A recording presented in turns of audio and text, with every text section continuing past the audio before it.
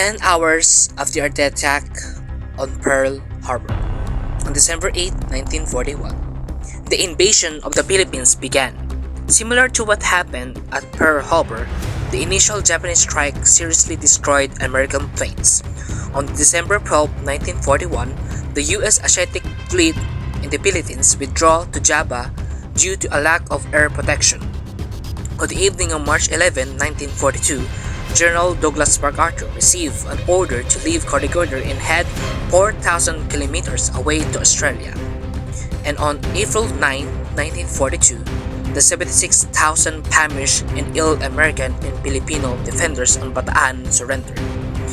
They were then had to suffer the horrific Bataan death march, and during which 7,000 to 10,000 people perished or were killed. On May 6, the 13,000 survivors in Corregidor gave themselves.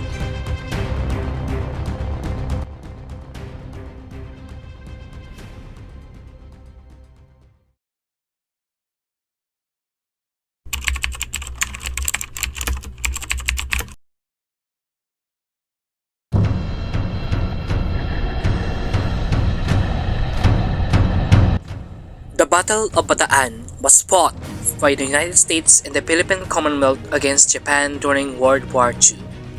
The battle represented the most intense phase of the Japanese invasion of the Philippines during World War II. In January 1942, forces of the Imperial Japanese Army and Navy invaded Luzon along with several islands in the Philippine archipelago after the bombing of the American naval base at Pearl Harbor.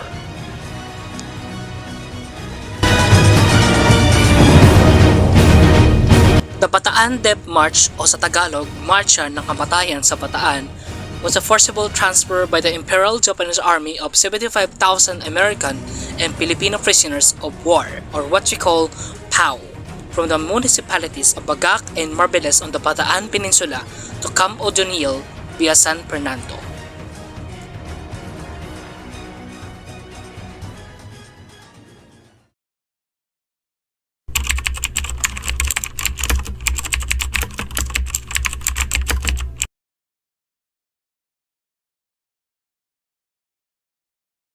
Sumurinder yun, kami di pumipila na yung mga sundalo, nakaganon yun.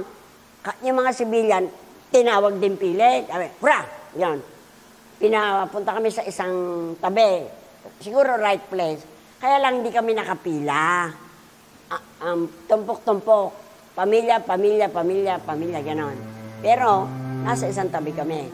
Ngayon, mayroon, yung kapatid kami sakit na, pinapabuhat ko sa isang sundalo, magsibilyang ka, bibigyan kita ng damit ng aking ama. Ialis mo ang sapatos mo, maino ka pa rin. Ay, tali din siya ng dahon. Ay, paano? Hindi siya pwede magsapatos, makikilala rin siya. Buhat-buhat niya yung kapatid ko, ay talagang pabigat ng pabigat. Yung pala, almost dying na. Ang nangyari, 8 ang sumapwat sa kapatid ko, nabigyan ko ng mga damit yun ng aking ama. It was called a death march not because of how many died. Of the 12,000 Americans, only about 1,700 lived to come home. But they called it a death march because of the way they died. If you stopped on the road, you were killed. If you had a malaria attack, they killed you. If you had to stop to defecate, they killed you. If you just couldn't take another step, they killed you. And how did they kill you? They'd either bayonet you to death, shoot you, or in some cases decapitate you. They did not give us water. They gave us no food. The temperature was about 108 degrees. The Americans that were captured, a good 80% of them had malaria. Another 50% had dysentery. So we were gunshot wounds, malaria, dysentery, and we had to walk this distance that they wanted us to. Under these conditions, it was unbearable. I think that what kept me going is this: about the second day, I made the decision that the only way I was going to survive was if I started to set goals for myself. And I would walk and I would see a herd of caribou in the distance.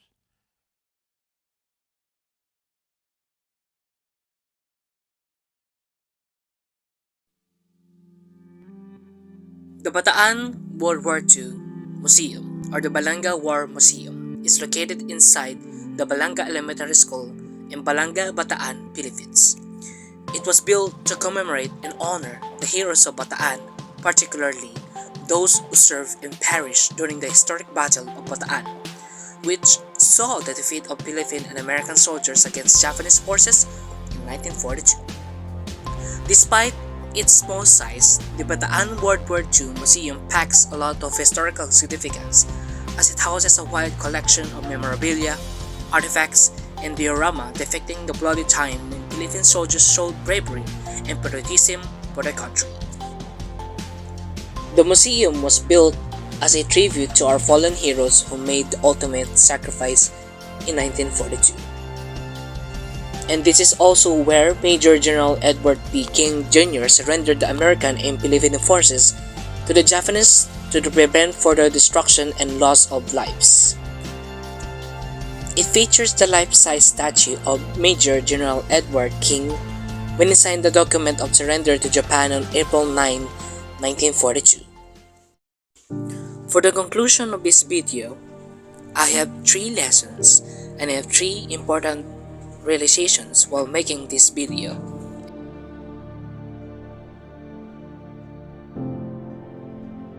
Lesson 1. Freedom isn't free. Patriots never know how they will be called to serve, but they stand ready for the unknown. Lesson 2. It doesn't matter what you did yesterday. It only matters what you can do today. Lesson 3. What you can do today is defined by how you trained yesterday and the many months and years that led up to today. The most significant lesson I learned was that thanks to the heroes who came before us and paid the price for our freedom, none of us will ever have to experience the great suffering that many of us did. Thank you for watching and have a great day. Signing off.